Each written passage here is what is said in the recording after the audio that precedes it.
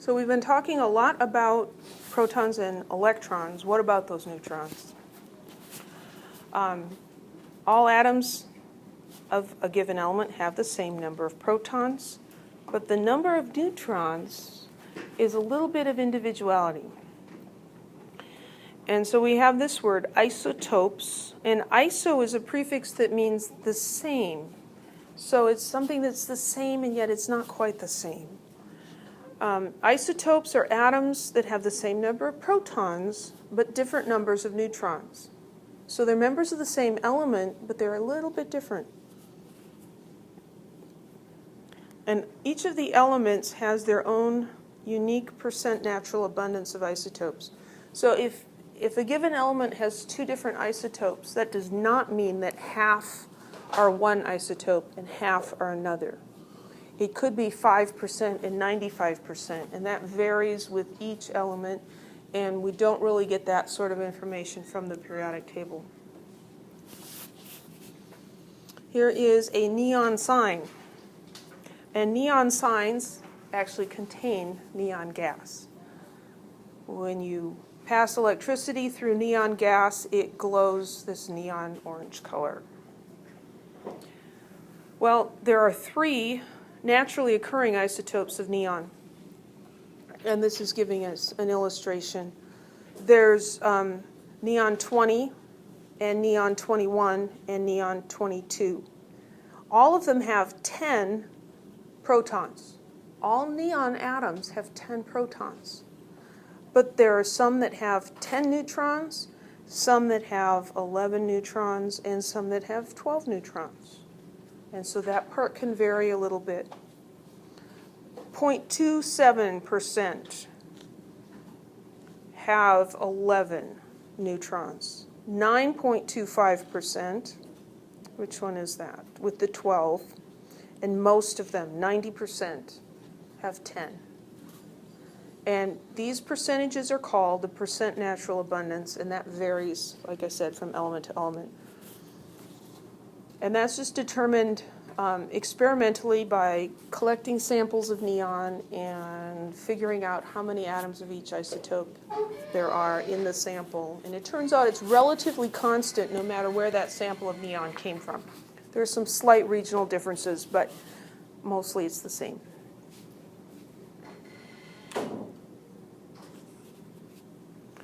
So we have symbols, of course, to indicate these different isotopes. And so we take the chemical symbol, that's just the element symbol, and now instead of doing anything with a superscript on the right, because that's for charges on ions, we're going to use superscripts and subscripts on the left. And the subscript is going to be the atomic number, which is the number of protons, and the superscript is going to be the mass number. There are 3 particles in the atom, but 2 of them make up most of the mass, the protons and the neutrons. The electrons are so small that we can essentially consider them to have no mass at all. For these sorts of calculations, they don't matter at all. So the mass number is the number of protons plus neutrons. So when we look at a symbol like this,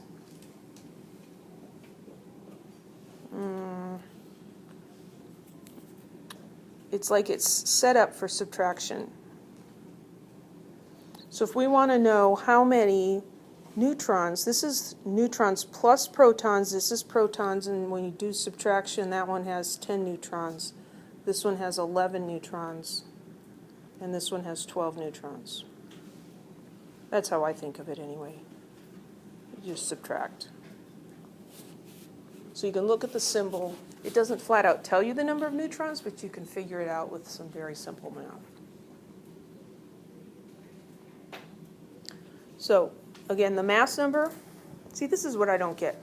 The atomic number was Z. Atomic starts with A. The mass number is A. Why? I would like to know that someday. I'll research that in my spare time, which means that's never, ever going to happen. Mass number is the sum of the protons and the neutrons. So we could think of it this way. Mass number is A. A equals number of protons plus number of neutrons. Z was the atomic number. Z equals the number of protons. And so the number of neutrons is the difference between the mass number and the atomic number. So the number of neutrons equals the atomic number minus the mass number. No, the mass number minus the atomic number. The A and the Z things, which is infuriating.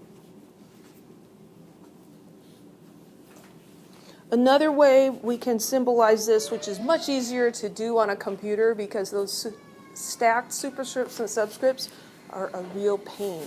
When you're making PowerPoint slides or something, they're a real pain. The other way we can do this is to use the chemical symbol or the name and a dash followed by just the mass number. Because we figure, you can get the atomic number off the periodic table. We don't need to tell you that. And so the 3 neon isotopes in this notation would be Ne20, Ne21, Ne22, or the whole name, neon 20. So if we look at something like neon 21, we should be able to identify how many neutrons there are. You'd have to go to the periodic table and look up the number of protons and subtract that from the 21. So what are the atomic number, the mass number, and symbols for the chlorine isotope with 18 neutrons?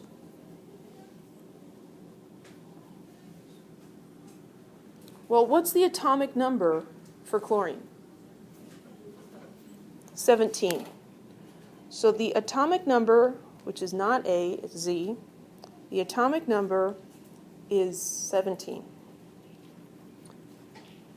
That means 17 protons. The mass number is what? It's the protons plus the neutrons, right? We just figured out 17, I'm sorry, that looks kind of like a 12, doesn't it? Try that again. 17 protons, and how many neutrons does this guy have? 18. It's in the problem there. What's 17 plus 18?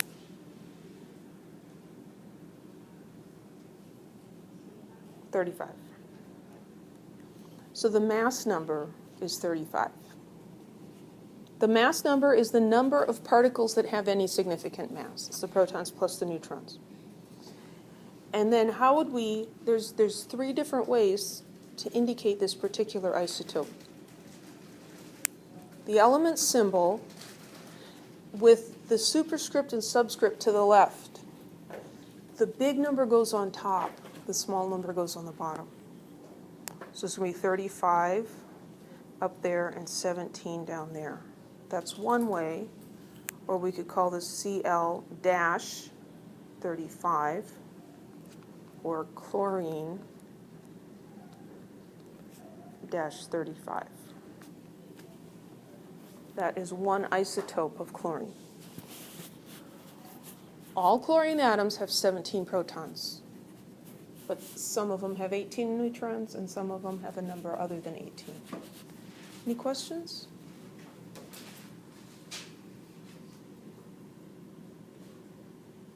Here's another example. How many protons and neutrons are in the potassium isotope?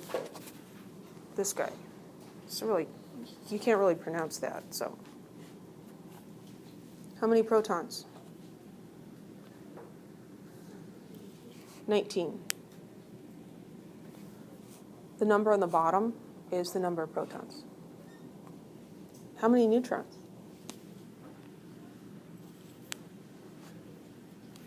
39 minus 19 is 20.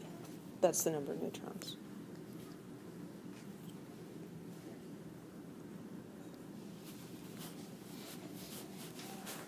So again, it's details. It's not anything, there's no differential calculus involved in this or anything, but it's just a lot of little details to remember.